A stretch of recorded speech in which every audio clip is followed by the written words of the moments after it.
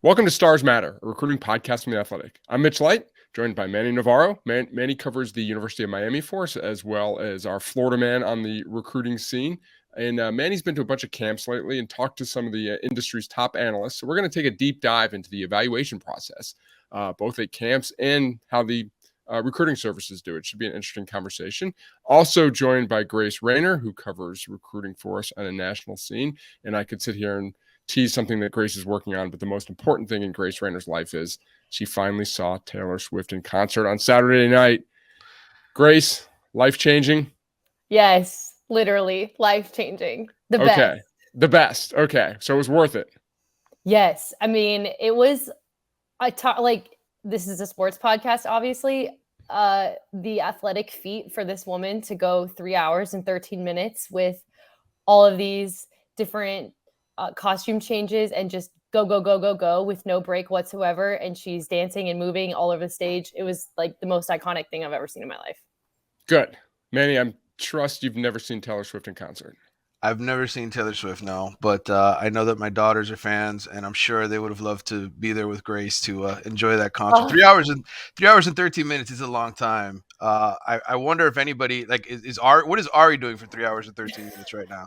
Probably making bets. Yeah, not moving. And so everyone out there, if you did, I did not say we are also joined by Ari Wasserman. Ari Wasserman is not with us this week. He's on the beaches of Turks and Caicos on vacation. Didn't prevent him from FaceTiming me 2 times yesterday while on vacation. So Ari can't, he can't get enough of us. So I'm sure Ari's having a great time. And we can say whatever we want because we know Ari will not listen to this podcast. He'll just move on. So Ari takes up a lot of oxygen on the podcast. If he's a basketball player, high usage.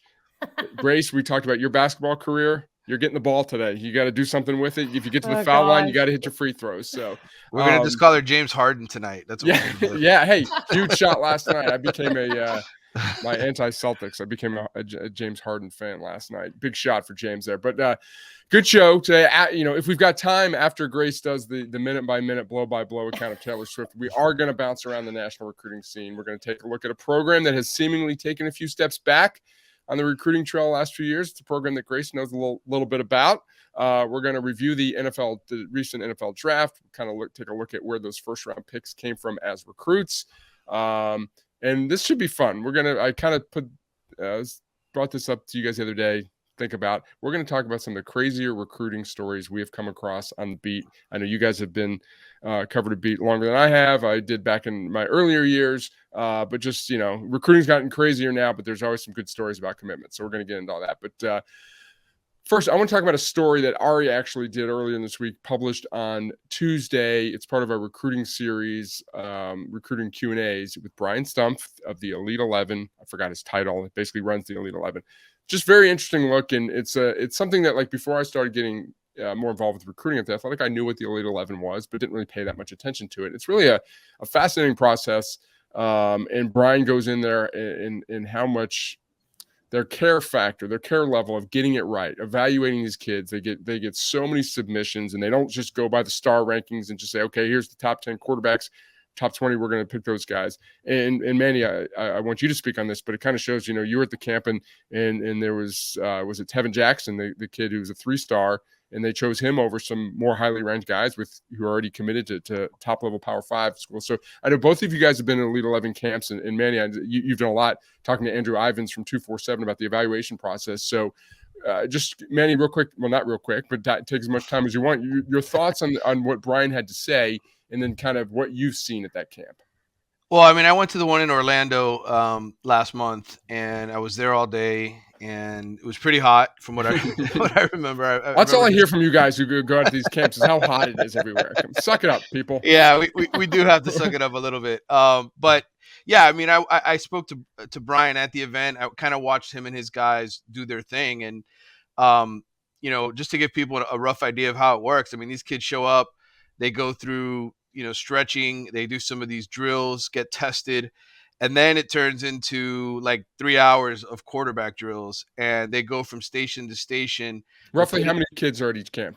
I would say somewhere between 100 to 150 kids probably. And this is one Tops. of about 8 regional camps. One of 8 regional camps total. Yeah. And so during those 3 hours, they'll go through different kind of drills. You know, some of it'll be throwing, shots into the corner of the end zone. Some of it will be, slant patterns and throwing quick balls on slants. Some of it'll be, faking a handoff, doing an RPO type drill. And the whole time, everything's being recorded.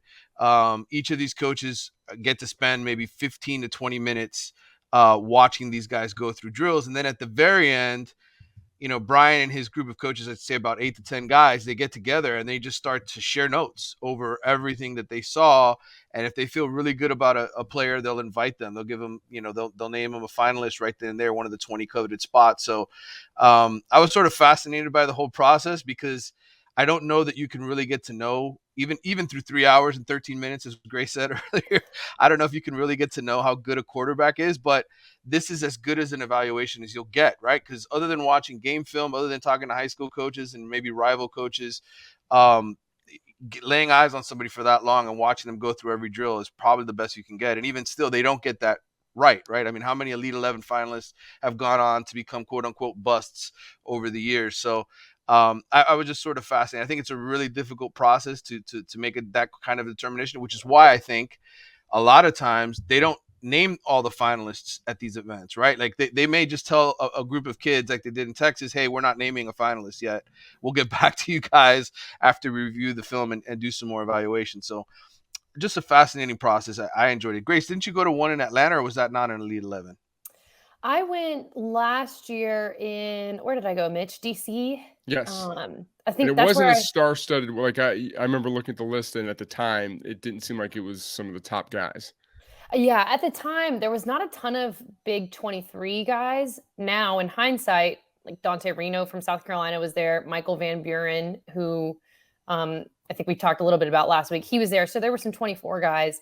But yeah, the whole thing is so fascinating. And just to see these guys process what they're seeing so quickly in real time, when none of these quarterbacks are live, by the way, I think is really interesting.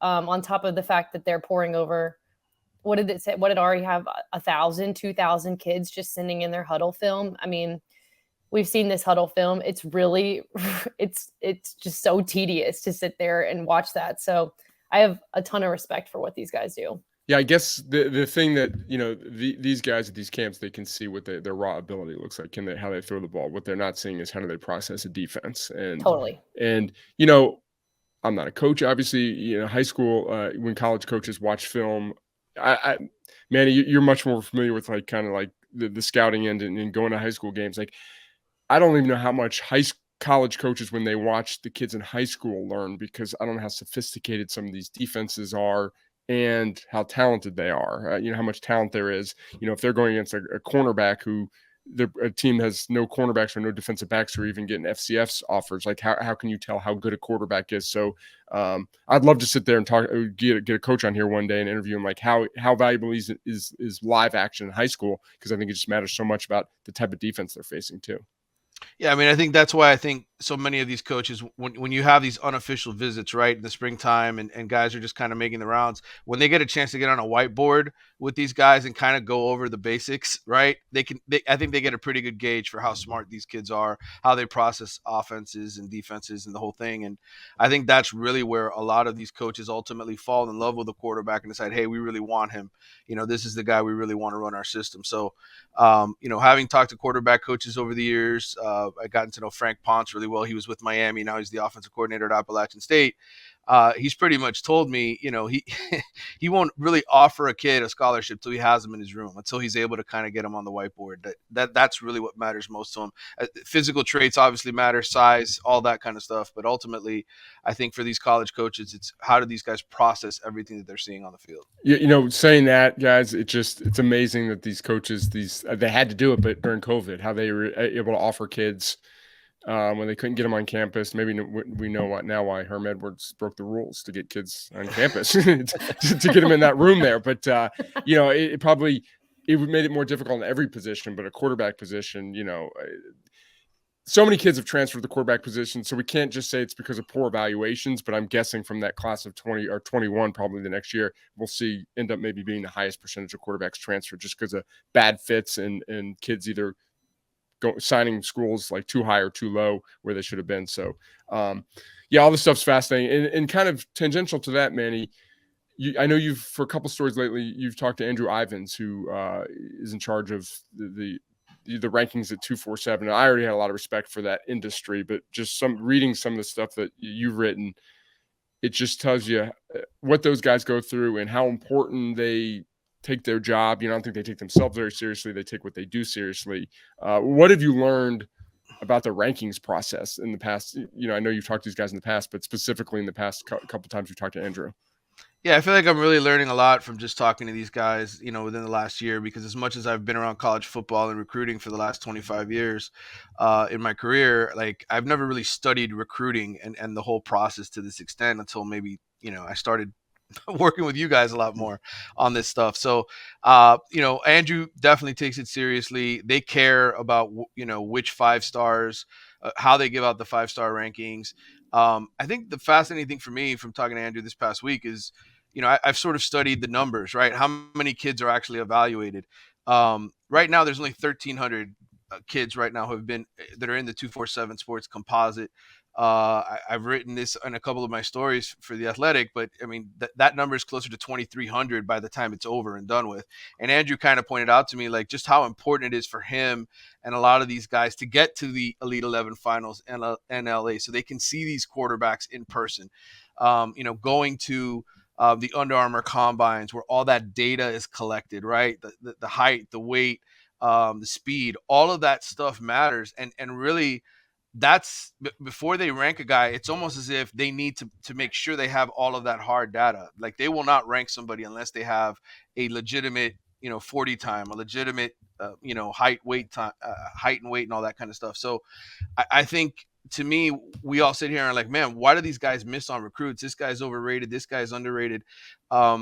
I think we have to almost understand how difficult a job it is, like to just analyze the whole country. How do you rate one guy over the other unless you get a chance to lay eyes on him?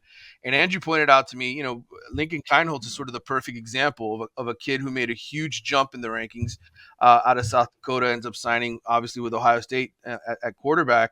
But he was a guy who was in the 800s, and he kind of climbed up inside the 200 only after they were able to see him in person at the All-American Bowl. So, like, the evaluation process, we sit here now and we criticize teams. It's May 2nd as we're recording this. We'll say, hey, man, Texas and USC, they're not doing that great a job, or Miami's not or Ari will compare, Miami's 3-star run to his friend in the 5th grade who got his pants pulled down at the roller rink. Right. Stuff like that will be said, right? But the reality is, like, the actual process of evaluating isn't finalized till February, and guys are signing in December, and yet you're still playing all-star games in January, and guys are really not getting a feel for how good this player is until then. And so I guess, to make a long story short, I've been talking forever here. I feel like I'm taking Ari's role today. We need it. we need someone to eat some middle innings. I'm getting ready to bounce the ball to Grace here and say, all right, put up 30 shots. Yeah.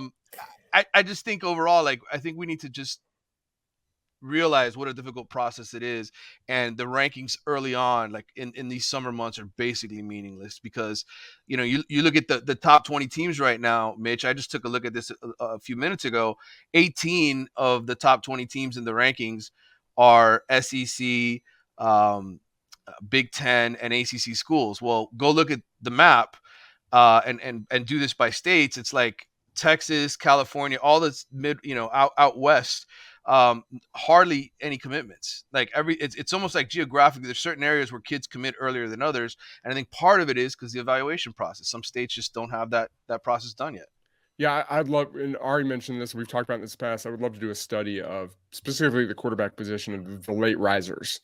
CJ Stroud is kind of the poster child. Now, he didn't go from the Lincoln Kienholz 800 range to top 200. He went from, I think, the 300s, maybe 400s in Ohio State, and a lot of that was mentioned in the story, the Q&A with Brian Stumpf. But yeah, I mean, the whole thing, like you said, it's just so early. There's going to be so much movement. Grace, If you looked at the 3-star, the follow-up, the 3-star story we did about releasing the data, because Clemson's known, won 2 national championships. We talk about their elite quarterback play, but they're really, they got good on the backs of some great evaluations. And I think the numbers, I'm pulling them up here, for the 3-star, in the study I'm referring to, if people haven't read it yet, we studied from 2009 through 2019 every Power 5 school's commitments, 3 stars, 4 stars, 5 stars, and then the correlating drafts from 2012 to 22. What percentage of their draft picks were of their signees were drafted? And Clemson, not surprisingly, fared very well across the board. In fact, I should have looked this up. They were in 3 stars, they were 11th. 4 stars, they were 9th. 5 stars, they were 2nd. Overall draft rate, they were 6th. I think they might have been the only program, maybe Alabama too, in the top 12 for all 4 categories. So, Grace, I'm guessing that from what you saw covering them, that this data doesn't really surprise you. Yeah, I think they've always been really elite they get their 5 stars, especially at the quarterback position, but then their evaluation process is so good. And maybe this was an instance where he was maybe not properly ranked, but I still go back to Isaiah Simmons being a 3-star out of Kansas, and some programs wanting him to play wide receiver, and them just being able to see sort of that vision and that future. And I'm curious to see if that continues at Oklahoma, because I think Brent Venables was really good at that defensively. Like Kayvon Wallace was a guy who wasn't super highly rated. You could go down the list. So I don't know. And that's the thing. You can never ask these coaches, right? Like, what's your secret to evaluation? Because they're never going to tell you. But it's so fascinating to see how some schools just seem to have a knack for it. Yeah. And some coaches are married to the rankings a little bit more than they should be. It matters to them, and some don't. Like when you're Kirby Smart, you don't care. Does he care that some fans are flipping out on the message board when he gets a 3-star who right now might be ranked 700? Of course he doesn't. His track record, it's proven he's a great evaluator. So I just find the whole thing, because we'll sit here and, we're all guilty of it, but we'll sit here and be like, man, I can't believe school A took a kid who's ranked 700. Well, obviously they like him. Maybe he hasn't been evaluated properly. I know fans of other schools complain, a Bama bump or something like that. Well, if Nick Saban's offer takes a kid, I don't blame the recruiting analysts to take another look at the kid, right. what they might have missed. And I think Stump says this too, they might have seen him on a bad day. He might have had a baseball game the night before, 2 hours away, comes home where another kid's been prepping for a week. So there's just so much that goes into this. And that's why coaches, man, this talk is that they want as much evaluation as possible. They want to get on the road and they want kids in as much as possible. Yeah, and having these conversations with Mario Cristobal in the past about what they look for in their process. I mean, they don't stop evaluating a guy until the very end. Like they're watching every action through November and December of their senior season to make sure that this guy's legit in the sense of not can he play, but how legit is he committed to his career and those kind of things. And so you'll see coaches drop guys in the middle of their senior year, right? We'll be like, oh, this guy decommitted. Well, I think 9 times out of 10, it's the college dropping them from their class because they didn't like what they saw from them as a senior.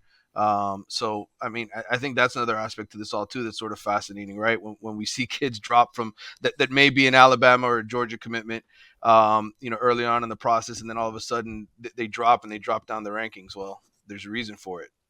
Yeah, and I think there's so much more too when you can go see a kid. You can see how he interacts with his teammates. How does he interact with his parents at a game? I mean, coaches, all that stuff matters to kid. It might sound corny, but it matters. So, okay, so we had the NFL draft obviously this past weekend. A lot of discussion, a lot of oxygen spent on stars, 5 stars, 3 stars, who's picking all that from the first round only. I just did a quick tally: 31 first round picks, 10 5 stars, 10 4 stars, 9 3 stars, 2 unranked. So I haven't done, I'm sure obviously the information's out there. It's easy to find, but I think saw some stats. It was the best hit rate for 5 stars maybe ever. Bryce Young, first pick, 5 star, CJ Stroud, 4 star, Will Anderson, 5 star, Anthony Richardson, 4 star, then Devin Witherspoon, unrated. But, you look at the top draft, number 6 overall, Paris Johnson was a 5 star, number 8, Bijan Robinson was a 5 star, number 10, Darnell Wright, 5 star. So that's why, name of the podcast, stars matter. But any takeaways from the draft? Are you a draft guy? Do you sit there and watch it for 3 straight days? I watched the first night pretty closely because for that reason, because I had talked to Andrew and I was sort of counting the 5-stars up as they went. I think 7 of the first 10 were 5-star guys, if I'm not mistaken, from when I was looking at it during the draft. But for them, it's a sense of pride, right? When they when they actually get it right. Look, I just what I took away ultimately is the best players. I mean, you look at it every year, it's like the same schools, man, are producing the first round picks, and they're just good at it. Like the Alabamas and Georgias of the world, the Ohio States of the world. It's the same story every single year. They're good at their evaluation. Clemson is good at their evaluations. They know what they're doing. And kudos to them. And I just think for any of that to change in college football, you've got to be really good at developing 3-stars. If you're a Wake Forest or North Carolina or some team that just doesn't load up on 5-stars every single year, you better be really good at developing 4 and 3 stars, or you've got no chance. Yep, great. So 2 Clemson guys in the first round that you covered, in Miles Murphy and Brian Bresee at the back end, 28 and 29, both 5-star defensive linemen. That's a position obviously Clemson has recruited very well. I assume you covered both those recruitments, or you were on the beat when they committed? Yes, I was on the beat when both of them committed. I spent some time with Miles right before he signed. Super smart kid. Just it's interesting to see him now as a first-round draft pick, because his high school coach was talking about how he really didn't like contact as a high school player, which I always find to be kind of for a funny. football player. Yeah. Yeah, he was like, yeah, we had to teach him, like, you got to enjoy hitting people and getting it back. But yeah, I figured that they would probably go first round. I think Brzee, I think Dabo said this, I agree with this. I think his best football is still ahead of him. Just a really, really, really great athlete. So I was not surprised there. Yeah, and it worked out perfectly for you. You could watch the entire draft and transition right to Taylor Swift. Nice for Taylor Swift to have the draft. Her concert started at 6:00, I believe, Eastern, right after the draft ended. So considerate, right? I wonder if she's watched the draft at all. My guess is no. Now you should know she's from Pennsylvania, but moved to Nashville when she was in high school. Is that correct? Yep, she was a teenager. I can't remember how old she was, but yes, she's from Pennsylvania. Especially, actually, I was thinking about Ari during this concert, because she said people were betting on. She has 2 rotating songs that she plays every night that are different surprise songs, and she said people have been placing bets on them. And she was like, "Yeah, there's like 12 people," and I was like, "I bet Ari Wasserman is one of those 12." Would not be surprised at all. So one thing we talk a lot about here with the rankings is, especially this time of year, is the rankings. You can't put too much stock in it because the amount of overall commits plays such a big influence on where teams are ranked. So it's average player ranking. Manny's done a ton of research for us. He's got so many spreadsheets, and one of them was with average player rating. So I just want to go down right now the top 10 schools in the rankings from average player rating. No surprise, Alabama's number 1 at 9.542. Number 2, I think we talked about this last week, Florida, 9.459. Very impressive early start. Then Georgia, Ohio State, South Carolina, number 5. It's not just quantity there, it's quality. Michigan, Notre Dame, Auburn, Oklahoma, Texas A&M. And Auburn's one that we, Ari and I have been doing this podcast for a year and a half, and Ari had a mailbag question about Hugh Freeze the other day. I have a feeling we're going to be talking about Auburn more in recruiting going forward. It feels like they're back to being relevant now. Obviously, they got the quarterback from Little Rock, Walker White there. So we can say what you want about Hugh Freeze as the hire, all that stuff, but he's a guy that clearly knows what he's doing in the recruiting front, signed all those 5-stars at Ole Miss there. So, Manny, how big of I know they had a Florida commitment quarterback who decommitted, but how big of a presence typically is Auburn in South Florida? I know Alabama's obviously a huge presence. Are they, when they're rolling, do you hear a lot of Auburn? Yeah, I mean, in the past, they've certainly had some success, especially in the Fort Lauderdale, Broward County area. I always remember Auburn coming in and pulling some kids from Chaminade. They have success in South Florida. They have a presence. Looking at some of the numbers from our pipeline story, I think Auburn had 3 signees from Florida last year. I'm going to look at what the total number was for the state for the previous 6 cycles, but 22 signees from the previous 6 cycles combined. Georgia and Alabama were 1 and 2. Florida was 3rd. So yeah, I mean they're always pulling kids from down here. Sean Shivers was a running back from Chaminade. I remember they got him a couple years ago. I'm not sure if Shivers was drafted or what his deal was. If he ever. I don't remember seeing it, but it could have been. Yeah. But yeah, I mean, they just do a good job, coming into the state and pulling guys out of the state. Yeah, and people, if you don't know the geography of Alabama, Auburn's basically in Georgia. It's right across from Columbus, Georgia. It's, I think, only 2 hours from Atlanta, so it's pretty advantageous geographically. It's near the Panhandle, Florida, not far. 5 hours from Nashville, 2 hours from Atlanta. Some other notables: Grace, Clemson 16th in average player rating, 89.85. That's probably Clemson fans a little nervous right now. Colorado, with only 4 commits, is 88.23. It's 23rd in average player rating. North Carolina, we're going to talk about them in a little bit more. They've got 12 commits. They're only at 87.26. And this one caught my eye. UCF and Cincinnati are both in the top 30. And Grace, I know there's Quay Birdsong, I believe his name is. If he ends up signing, would be the highest rated signee in Cincinnati history, as they're making the move to the Power Five from Georgia. I know you might be pursuing a story on him. Yeah, I think he visited UCF, actually, ironically, shortly after he committed to Cincinnati. So I'll be curious to see if they can hang on to him. But yeah, Manny, I'm so glad that you made this spreadsheet, because I feel like this is why average player rating is so informative. Like, going back to Auburn for a second, what in your spreadsheet, it says they're like 28th right now, but their average player ranking is what, 1, 2, 3, 4, 8? Should be 8. Yeah. Yeah. So I think especially this time of year, the ratings right now are just so skewed towards how many kids you have as opposed to the quality of kids you have. And that's why I think we'll see the usual suspects up at the top of the ratings once December actually comes. But I just think that, I don't know, this spreadsheet's just so fascinating. I'm looking at it right now. Yeah, Grace, not to put you on the spot here, but during your time, and I know a lot's been made, like Clemson versus Ohio State, could you pinpoint, who'd you say the top 2 or 3 teams that Clemson would butt heads with in recruiting? Ohio State, I feel like for sure, especially several years ago, the Jackson Carman one was a big one. Georgia, I think, is a big one. I mean, I think 5 years ago, Clemson could get on almost anyone they wanted in Georgia. Every single one of their national championship quarterbacks is from Georgia. Kirby has obviously changed that. They actually don't compete with Alabama as much as I thought that they would, but they started to a little bit in recent years with Justin Ross and all that good stuff. North Carolina? North Carolina, yeah. When Mac first got there, I thought that they had some pretty intense head-to-head battles. Like Travis Shaw was a Greensboro kid they both wanted.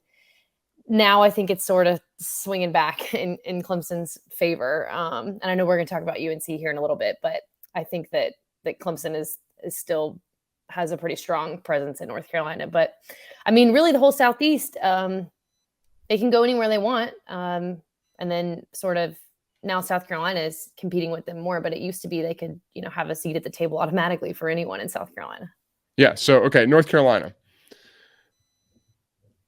Class rank at number 12 commits. Sounds pretty good.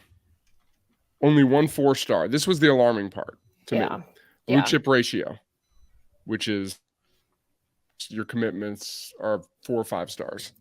2020, 10 of 28. 2021, 13 of 24. 2022, 10 of 20. So that's a 2-year stretch, back-to-back, blue chip ratio over 50%.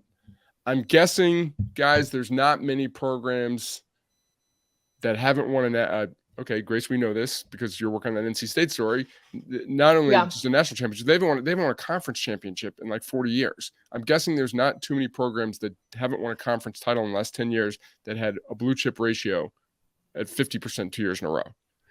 2023, down to 6 of 20. This year, 1 of 12 so far. Only 1 of their 12 commits.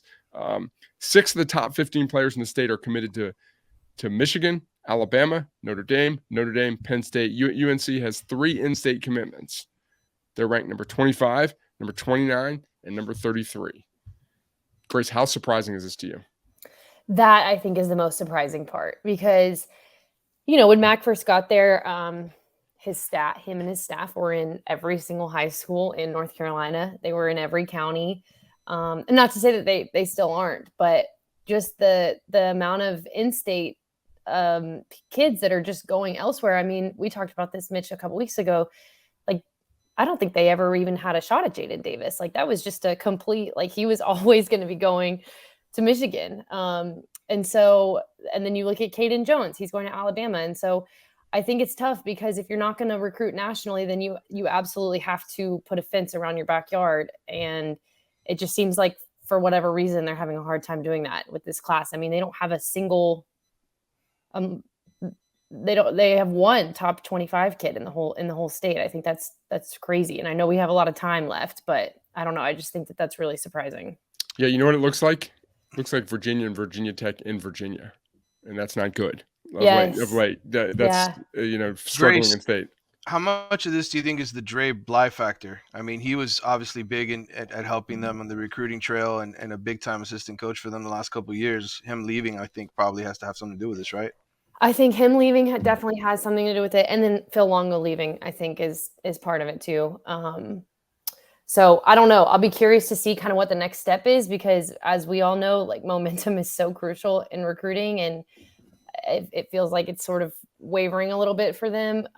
But yeah, I mean, I know Dre didn't have a lot of coaching experience, really none at the collegiate level, but where I am right now in Virginia, he made a living with those guys in the 757 area. Just getting Tony Grimes, a 5-star right out of this area that's now at Texas A&M. So I think they also have to be really cognizant of developing these kids as well. Like you got a Tony Grimes, you got a Travis Shaw. What's the next step for those kids to keep them there? They need I don't sit here and pretend to know their entire roster. I know they got maybe one, best quarterback in the country in Drake May, potential top 2 or 3 pick in the draft. They're going to be talked about a lot because of him and that offense. So I think they need a big year. I think it would be with Mac's age and the retirement rumors. If they don't have a good year on the field, I think that's, it's going to hurt they've already lost their momentum, but they need a bounce back year in recruiting. Great. Now, Grace it's going to be published next week, but Grace is working on a story about NC State and kind of the struggles to get over the hump at NC State there. We talk a lot about, we spent a lot of time last week about, like, what's your assessment of this program? Manny, I'll ask you as kind of an ACC guy, but haven't covered either team. What's your perception of UNC and NC State? And, like, if you were just going to say, okay, put it this way, you're a potential head coach and you could coach either school, where would you go? It's a great question, Mitch. I would probably say North Carolina, because I feel like they've got a higher ceiling than NC State does. I think it's just kind of the quote unquote cooler school between the two of them because of the basketball in large part, right? I mean, you think of greatness at North Carolina, you could win a championship in basketball. You could probably win one in football. I don't know what the ceiling is at NC State. I just feel like they keep hitting their heads on it. They can't get to the 10-win mark. I was there. I covered NC State, believe it or not, when they played in the Gator Bowl against Notre Dame about 20 years ago when Phillip Rivers was their quarterback. And I remember at the time people saying, man, this is it. NC State, they're going to turn the corner here and they're going to be one of the premier teams in the ACC. And it's never happened for them. It hasn't really happened at North Carolina either, but I just feel like Mac, with what he's got there, and if he keeps getting great quarterbacks, like he just had another guy drafted a couple years ago, right? Now he's got Drake May. I think there's always the potential there for more at North Carolina than NC State. And Grace, what was one of the themes of your story? It's quarterbacks, right? Yeah, I think it's interesting that you say that too, Manny, because not to totally spoil it, but Mitch and we went through these edits, but in talking to former NC State players, I talked to the Bucky twins. And I think it was Dave Bucky was saying that one of his former coaches said the thing with UNC and NC State is that when UNC is winning this rivalry, they basically have a 70-30 advantage over NC State. When they're losing it, it's still at 50-50. And then his point was, if NC State's winning it, maybe it's 60-40 NC State. But he was like, they're just always fighting this uphill perception battle. And if the best you can do against UNC's brand is being 50-50, even if you're beating them, or 60-40, even if you're beating them, then what do you do at that point? So I thought that was interesting, just about how nationally NC State's probably respected maybe more than they are in their own state. And a lot of it was the quarterbacks. She talked to Mike Glennon, and he's like, totally. I love hearing former players talk, like, as a fan. Like Mike Glennon was talking as a fan. He's like, we've basically had an NFL quarterback like 20 years. 20 years on the roster, from Phillip Rivers to Russell Wilson. He goes, myself, to talk about it. Even Devin Leary was on the roster last year. I didn't realize how good Leary was 2 years ago. Like why the hype was justified. His numbers were incredible. But yeah, to me, it's just one of those fascinating programs. And take a look at Grace's story. It's running Monday, just about their inability to get over the hump, whether it's a guy missing a 32-yard field goal to beat Clemson. Oh, that was brutal. Russell Wilson in 2010, they got to go on the road and beat Maryland to play in the ACC championship game, and they lose that game there. So there's a reason why Urban Dictionary was it NC State shit. Is that the name? State shit. Yes, yeah. I did not know this was a thing. I mean, and I meant to tell you, Mitch, that maybe we should add this in my story. Like, it's not just their football woes. Like I added that. I said College World Series. Yes, like. Yeah, the COVID thing, College World Series, the bowl game getting canceled. They did get into the NCAA tournament. I think one year they got snubbed for the baseball regional. I think this year they got in as a bubble team, right? In the NCAA tournament. I think weren't they in the first four? So it was like finally something went right. Something good, yeah. For NC State. So I love that we're doing a series on these. Manny's working a little bit with Andy Staples on the Florida one. It's just sort of like different issues at programs, Florida's issues aren't the same as NC State, but programs that maybe should be better or what's gone wrong, or kind of unofficial title is like wayward program, like what went wrong. We did them last year and they're really successful. So that's going to be, those will start next week, starting with Grace's. So, all right. So I asked you guys the other day, Grace covered Clemson for a while. Manny's been on the beat for a long time. What's a memorable recruiting story, whether a kid just like a ceremony acting weird or just anything coming to mind? I've got one when you guys are done. And Manny, we'll start with you. Well, I got a couple from Miami. One of them obviously is Willie Williams because I did the diaries. I'm still waiting for that story. Yes, I know. That's the one story that I've wanted to do forever and just haven't gotten to. But Alex Collins, as our producer Mike Zimmerman points out, is definitely the weirdest one in terms of an announcement. Being there in person and watching his mom run off with his national letter of intent, not allowing him to sign it. I don't think I ever expected that. Seems like something Ari would do, don't you think? Like, yes, yeah, 100%. Yeah. We were all at a sports bar. Just running back, right? Yes. Yeah, just a 5-star. He was a 4-star running back. Top 100 kid, right? Top 100 kid out of was it South Plantation High School, and this is I don't know 2011, 2010, somewhere around there, and so we're all at a sports bar. It's this big ceremony. And he's going to sign the paper, and mom just takes off running. And we're like, we all just kind of looked at each other like, what's going on here? And so the next hour was really, really interesting, calling lawyers, trying to find out, can she legally prohibit him from signing a national letter of intent, and what kind of rights does he have? And yeah, it was a wild 24, 48 hours. And Grace, I remember you called, and I think you wrote about that a couple years ago, didn't you? We did, yeah, just like crazy, memorable. I'm trying to find it now, but yes, I remember hitting you up and being like, "Can you give me some background information on what the heck happened here?" Yeah, it was definitely the weirdest, I guess, ceremony moment. But nothing was odder than Willie Williams. I was going to say for our younger listeners, just hey, it's a podcast. We can go on as long as we want, but give us just the highlights of Willie Williams. Well, Willie. First of all, 5-star, like I think he might have been the number 1 or number 2 player in the country that year. Back in 2003 out of Miami Carroll City High School, like Lawrence Taylor to me, and at the high school level, just an absolute terror for quarterbacks. I remember being at the state championship game with Willie, and he broke the opposing quarterback's arm on a sack, and he just ran back to the sideline and was literally barking like a dog. He was so excited that he had broken the kid's arm and knocked him out of the game. He was that kind of vicious. And so anyway, we did a recruiting diary where he, 4 visits, Auburn, Florida State, and Miami. And every single visit we detailed, from the moment they got on campus to the moment he left, what they ate, what, the parties that he went to, the girls that were there, like every detail. And it kind of got a pretty big following for the Miami Herald. It became a national story because I remember of some of the stuff that he was talking about. And so anyway, long story short, Willie signs with Miami, and the same day he signs with Miami, all of a sudden, he's being arrested because he had set off a fire extinguisher on his visit to Florida the weekend prior, and had done a couple things at a club with some girls that he shouldn't have done, and so anyway, it became a whole ordeal for Willie. He never got his career off the ground at Miami, at Louisville, or anywhere else. He went to jail, and now he's out of jail, and he's actually training athletes down here in South Florida. So I'm hoping at some point, 20 years later, I get to do the Willie Williams What Happened story. I'll tell you this. I've never gotten more phone calls for a movie deal than I did back then. I literally had 6 or 7 Really?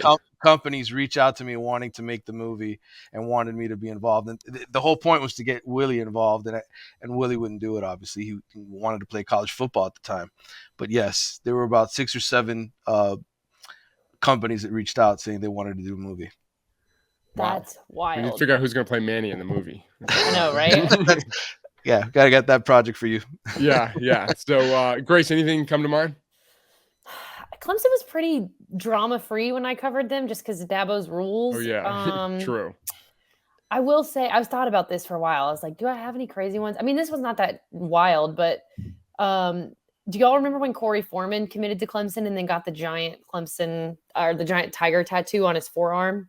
Mm-hmm. I don't remember the tattoo, but I remember his story. Yeah. Yep. So he committed to Clemson, and then we should do that as a story. Guys who've gotten tattoos and not played for that school. Yes. Like, who was it? One of the Alabama linebackers from Auburn. Yes, you and I talked about this when we did that story a few years ago, and there were who was it? I can't remember who it was, but yes, people have tattoos that they then had to cover, and his was big. It was on his forearm. I assume he got it covered, but he committed, then decommitted, and then Clemson kept recruiting him. But at that point, it was pretty much over. Speaking of tattoos, I got to throw this story in there. Kirby Freeman, who was a former 4-star quarterback, signed with Miami. He was a backup for a couple of years. He got a huge tattoo on his back of the U. And really? Ended up leaving Miami and transferred to Oregon, and he turned it into an O. He literally had it changed to That's amazing. So that was I just thought of that now as you were talking about. Think Ari has an Arizona tattoo somewhere. He might. Bear down.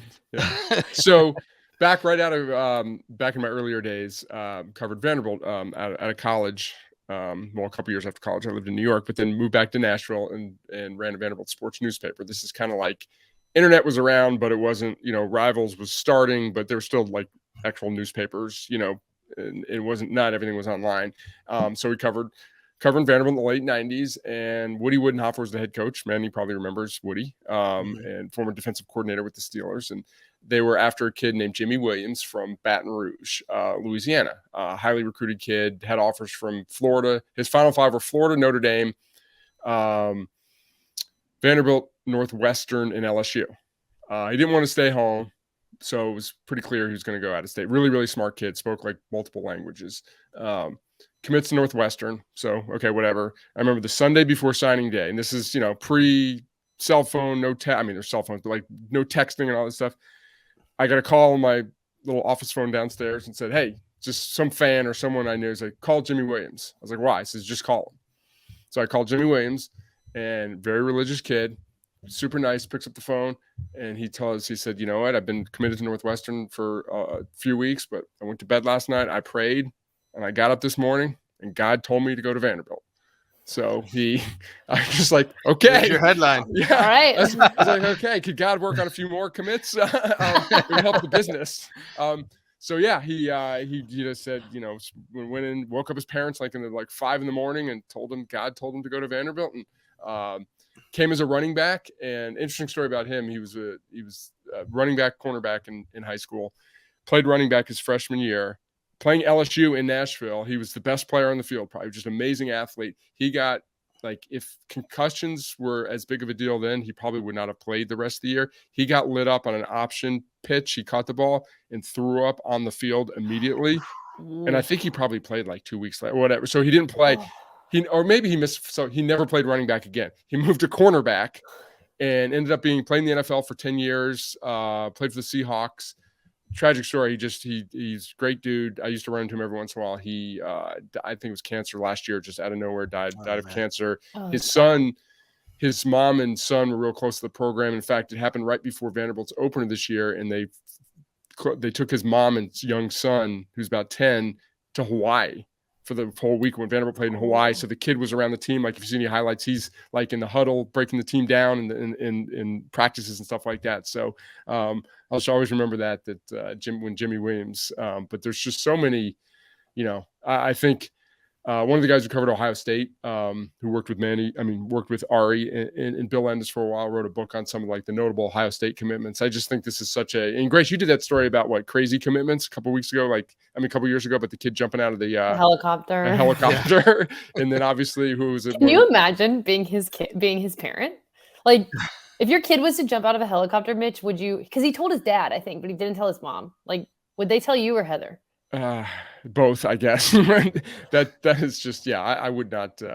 In addition to being scared of bears, I'm scared of heights too. So I don't know. Do not want to run into a bear on a bridge, do you, man? That's the ultimate fear. I was gonna say, what if you're like?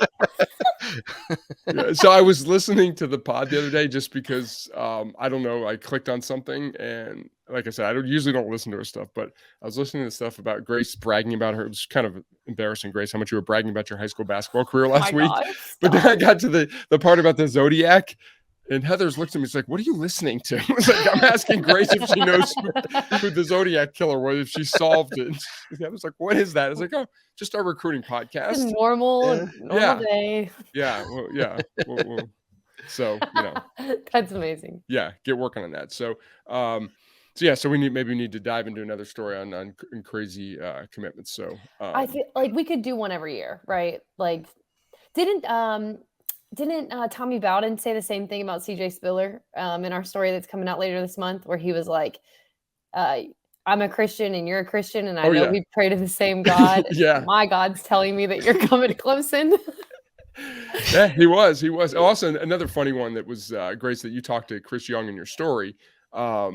A kid in the same era when I was covering Vanderbilt. He was from South Panola High School, which is right now in Batesville, Mississippi. Right, it's an Ole Miss pipeline, and he had offers from Alabama, Ole Miss, and Vanderbilt. And wasn't it great? Something like he didn't want to go into it, but he committed to Alabama. But there was some sort of rules infraction, like he couldn't sign with Alabama. Right? Was that it? Because he didn't go into details, but there's a rules issue there. Okay, so shoot. I can't remember what it was. Something happened, yes. And then he like committed. He was originally committed to Alabama, yes, looking at the story now. And then something happened with Ole Miss, and he was like in the library, and he felt a bunch of peer pressure. And well, he committed at his high school gymnasium, and he was planning on committing to Vanderbilt, but he was all the students were there, and it's like half an hour, 15 minutes from Ole Miss. So he panicked and picked Ole Miss. And then I remember Jeff Rutledge was the Vanderbilt quarterback coach at the time, and he got back. Rutledge like, "I screwed up, coach. I'm sorry." I think it was like immediate, right? Like he called. Yeah. He called him immediately. He's like, "I didn't mean to do that." Yeah. So I mean, imagine it's funny because when you see these kids commit in an audience and everyone claps for them, but like it's got to be when you're in state and everyone likes that school, and where a kid's going to boo, everyone's going to cheer their classmate. But that's those things are always. And who's the Georgia guy who committed with the actual Bulldog? I forgot. Oh yes, that was and great then too. There was that, and then there was the kid from Ohio who committed to Florida, but alligators were illegal in Ohio, so it was like a baby. What was it? Baby something? Crocodile? Like a came. So they're illegal. I'm butchering this, but he couldn't acquire an actual alligator. So he got some distant cousin of the alligator. All right, Manny. So speaking of bears, do you like? This is a dumb question. I've never been to Miami. Like, do you see alligators ever just roaming around? You will. I live way out west. Oh, that's so scary. Yes, I won't. You will. I live pretty close to the Everglades because I live way out west in Broward County, and I remember driving back from Tampa and Naples and the west coast of Florida, and you go on I-75, and sometimes you will see the alligators on the side of the road just getting sun, kind of just hanging out. I swear to God, little sunbathing on an afternoon, and then they go right back into the water. Now, would they bother a human? Like if I was running down the road and there's an alligator and he saw me, what would he do? I think if he saw you and he was hungry, he'd probably go after you. But if most of the time, I think they're pretty well fed. They don't ever look like they're starving. So I think you'd probably be okay. But they'd probably hiss at you. You'd hear them sort of growl or hiss at you a little bit. Would you rather take on a bear or an alligator? I think an alligator, because aren't alligators like, can't you like zigzag? Like they're really fast, but they can't. You could get away from an alligator, but they are fast. I will tell you. I mean, to me, I'm with you. Bears to me are scarier. Having seen a bear up close, this time last year when I was on vacation. I know. I was telling Heather, my wife, about that story. I was like, oh, that's why we don't vacation outside. That's why I stay in hotels. or like Ari just FaceTime me from the beach in Turks and Caicos. No bears on the beach in Turks and Caicos. You won't run into any of that stuff. Yeah, but gators for sure. You come to Florida, you will see a gator. I think gators are. They might be right there behind bears. 1A and 1B. Because then you have the element of like I went. I hope this doesn't freak you out, but I don't think you're gonna do this anyway, Mitch. So whatever. I went kayaking with my dad in Florida over spring break one year, and it was in a swamp, and we kayaked over all the gators. And when we got to where we were going, the lady told us, she was like, be really careful if you decide to swim, because a couple months ago, a 16-year-old jumped in and jumped on top of a bed of gators mating. And like, oh my God. I'm like, that to me sounds way worse. By the way, you need to bring this story up for Ari than next a bear. week. Yeah, I should. Yeah. Like, then you have the element of like, I'm like not a good swimmer. Then you have the element of water. I think gators are way scarier. Yeah, I'm not a good swimmer. I won't drown. That's what I'm saying. Like, that's quality of my swimming. At least on land, like you have your normal oxygen level. Like you're not, if you're fighting the bear, you're at least not also trying to breathe. Jumping on top of mating alligators. I know. On that note, how about a little trivia? Yeah, woof. Let's go for it. Okay, Grace, you are not part of this trivia question because it comes from your NC State story. So thank goodness. So I can't lose. You're absolved. Yeah, you're absolved from embarrassment. Let's go. For 1 week. We start doing this now. Just have the trivia come from my story. Yeah. Okay. This is not a recruiting question. It's a college football question, but Manny, it's okay. Right up your alley. Okay. So I'm teasing this from Grace's story. Originally, Grace's story was going to run Thursday, so I could say, oh, it's in today's story, but it's not Monday. So this is just one little thing that's extracted from the story. Because we were talking earlier about NC State, how they're always good, are usually good, just can't get over the hump. So I was looking this up. They've had 5 straight coaches with a winning record, including their current one, which is pretty rare. That's for, so there are 10 other programs, Power 5 programs, that have had 10 straight, that have had at least 5 straight coaches with a winning record. 9 of the 10 have won at least one national championship during this stretch. The other one has won multiple conference championships. So the point being, and NC State hasn't won anything. So the point is NC State, like, what's up? Why can't they're in this elite group, but there's something missing there. So can you name the 10 programs that have had at least 5 straight coaches with a winning record? I know Miami's got to be one of them. As bad as they've been the last 20 years with a national championship. Well, you know what? I hope I didn't screw this up. This would be bad if because they're not on my list. So did you go back to a certain year? Like, it's just 5 straight. Just 5 straight. Okay. Yeah. I would think. I don't even know if I know the answer to this. Would Coker qualify? Because he would have a championship. I'd have to. So the question, sorry if I didn't make it. Yeah. Just the programs. There's 10 programs that have had 5 straight coach with winning records. For right now, you can ignore the national championship part. Okay. Yeah, I think Miami would be, because as bad as they've been, I still think they would have had a winning record. The last 5 coaches. Let's see who else. I'm looking this up. I hope I didn't screw this up. So, I don't even know if I know these teams. I know this was an amazing stat, but I don't know that I even know these answers. Would North Carolina be on the list? Nope. John, I don't know the nose to a lot of them, but John Bunting is losing record. Yeah. Okay. So Miami, no, that's why Mario Cristobal. Right, 5 and 7. Oh, there you go. So yeah, that's the reason. Yeah, good point. Yeah. Okay, so Oklahoma. And by the way, I just want to say I will be much nicer to you than I am to Ari when you get stuff wrong, Manny. Okay. So I won't rip on you like I would. Like if Ari would be 0 for 2 already, I'd get the gong out and everything like that. So. All right, I'm gonna guess Penn State. Okay, did you say Oklahoma? Oklahoma, Penn State. That's wrong. Oklahoma's wrong. Not. John Blake. Oklahoma's wrong. Wow. John Blake. Wow. Penn State is correct, and obviously, you got to go way back because Paterno was there for so long. So Penn State's one of them. Yes. Michigan. Incorrect. Rich Rod. Okay. Ohio State. Grace, he's not doing so hot.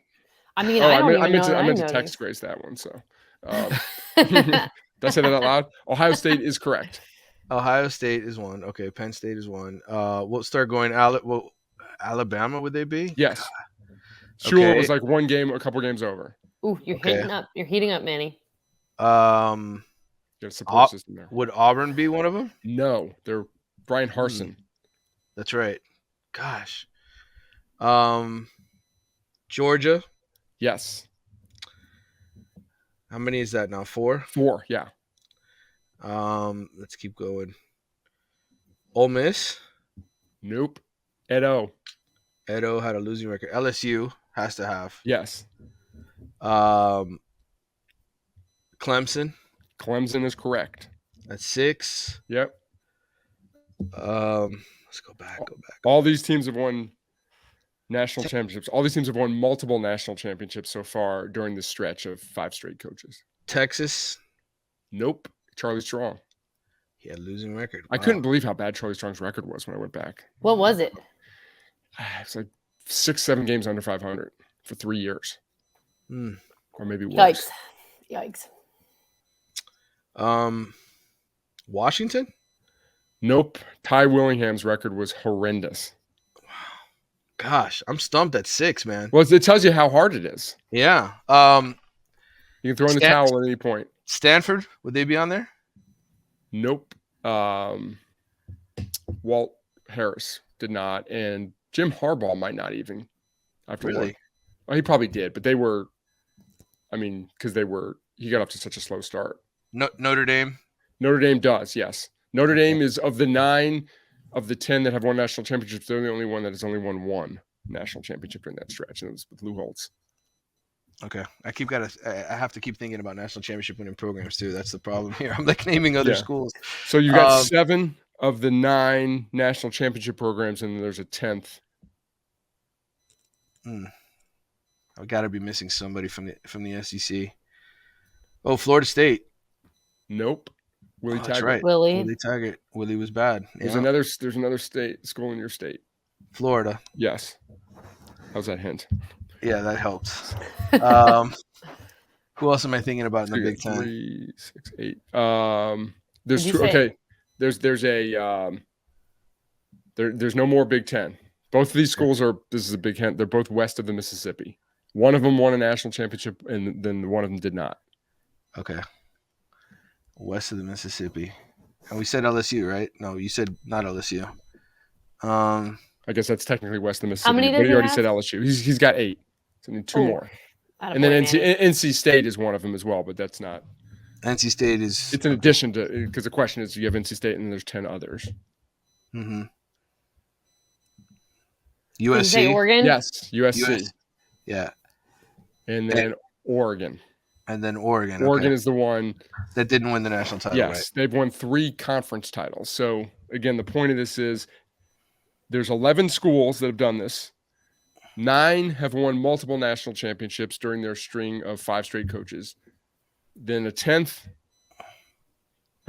have won multiple. A 9th won 1, Notre Dame. A 10th won 3 conference championships, and then NC State. Gotcha. So isn't that crazy, man? It's a compliment. That is a crazy stat. It's a compliment to the program that they've been able to string together. Like basically, it's sort of like why certain programs like Cincinnati. I'll throw Cincinnati, as a good program. I always use as an example because they've won under multiple coaches. And It's like, and that's what I'm sure people say about Miami, how many different coaches won a national title. It's the programs that have only been good under one coach where you say that's not really a program, that's a coach, where if you can consistently be good, that's again, more frustrating for NC State fans because basically every coach they've had has done a good job. And one coach we didn't mention, Manny, who was there? Lou Holtz was not part of this. Lou Holtz was in the 70s, had it really going on, and then had a great record and left after 3 years. It'd be great. The Jets. It'd be great to know who has the longest streak. I should have written it down. The problem you get is for some of these schools, especially like Penn State, once you get in like the 40s, there's just random dudes because like the war who were only there 1 year. And like I didn't include interim coaches. So anyone listening, if someone was like, I don't know if there was like Ohio State, I did not include Luke Fickell's 5 and 6. He was never going to be the, I would think once, I'm assuming Mario Cristobal will be over 500 at some point. He better. He'll get himself Here's over a question. 500. He doesn't need to be over. He needs to be over 500 after year 3. Wouldn't you say? Oh, absolutely. No doubt. Yeah. My guess is he would. And then at that point, Miami might have the longest streak. Because if you go back to I've got Howard right here. Schnellenberger. Manny Diaz, 21 and 15. Mark Richt, 26 and 13. That's 2. Al Golden, 32 and 25. Randy Shannon, 28 and 22. Coker, 60 and 15. Butch Davis, 51 and 10. That's 6. Erickson, 63 and 9. Jimmy Johnson, 52 and 9. Howard Schnellenberger, 41 and 16. So that's 9 straight. 9. Yeah, Cristobal would make it 10 once he gets over 500. Lou Saban was the one that the last one that did not. Go figure, it was a Saban. I know. Saban doesn't know how to win. Well, guys, I hope you enjoyed talking a lot this week because that's over soon. Yes. Ari will be back and we can be quiet again. That's Ari great. will be back. So we will be back full strength next week. And then the week after that, we got to figure out a plan because we're all going to be in Chicago at our college football summit. Be great to see you guys. We're going to try and do a podcast in person there. So I should have Ari. We could have had him. He could have recorded a message like, "Thanks for joining Stars Matter," and just like, "Thanks, guys. Talk to you next week." So, but good show. Enjoyed the stories. Grace, good luck with the move. I'm glad you're survived, thrived post Taylor Swift. We're thriving. Maybe one of these days you'll be at a Taylor Swift concert with your girls. So would you take them or would your wife take them, you think? No, I'd take them. Okay. You got to go. Yeah. I got to go. Yeah, all my dad friends loved it. They were like, the performance part of it was just so entertaining. Yeah, I showed Grace some pictures. I took my daughter, who's now 21, but when she was probably 13, maybe took her to go see cute. One Direction in concert at Bridgestone Arena in Nashville. And the great thing was they turned every bathroom in the arena except one into a ladies' room. That's what they basically did in Atlanta.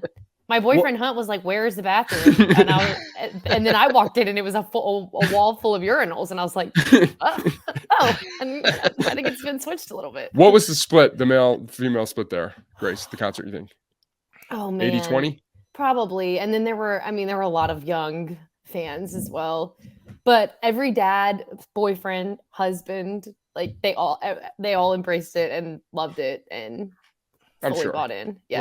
What's your favorite Swift song? We can't let you go without saying that. Oh, the 10-minute version of All Too Well for sure. It's just I love sad music. That's like the saddest song I've ever heard in my life. So all right. I gotta ask my daughters what they like. She played all the hits, like your daughters would have loved it. Zoe would have loved it. She played all the hits. Cool. Good. All right. Well, thanks for listening, everyone. And thanks to you guys. This was another edition of Stars Matter. We'll be back next week.